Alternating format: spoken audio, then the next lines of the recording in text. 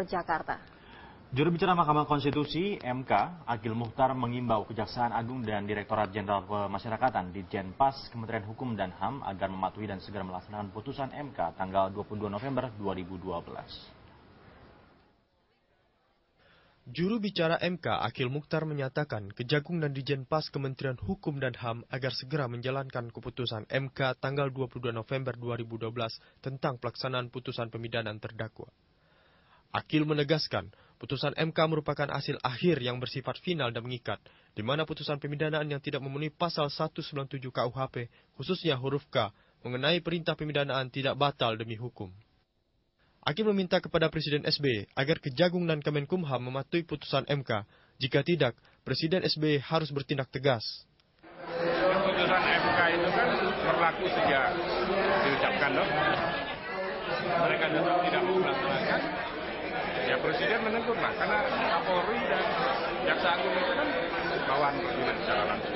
Di sisi berbeda, Menteri Hukum dan HAM Amir Samsudin mengakui kementeriannya belum melaksanakan dan masih mengkaji putusan MK tersebut. Senada dengan itu, Jaksa Agung Muda Bidang Pengawasan Marwan Effendi menyatakan pihaknya tengah mempelajari putusan tersebut. Hukum bukan tidak mentaati. Bunyinya itu kan sekarang oleh Mahkamah Konstitusi dinyatakan itu tidak batal demi hukum lagi. Kemudian sekarang persoalannya apakah kemudian itu diberlakukan surut atau tidak. Yang kebetulan terjadi di dalam beberapa kasus tindak pidana korupsi terkait 1, 2, atau 3 orang. Sementara ini masih kita kaji. Putus MK itu masih kita kaji. Ya, nah, itu masih kita kaji. Oh, itu tergantung pimpinan dong. Saya sedang membuat pendapat hukum dong.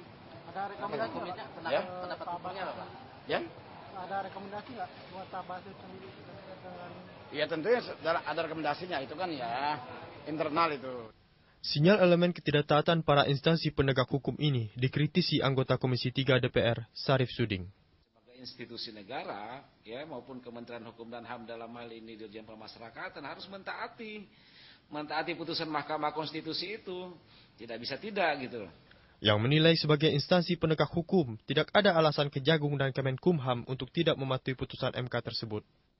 Tim Liputan, Metro TV.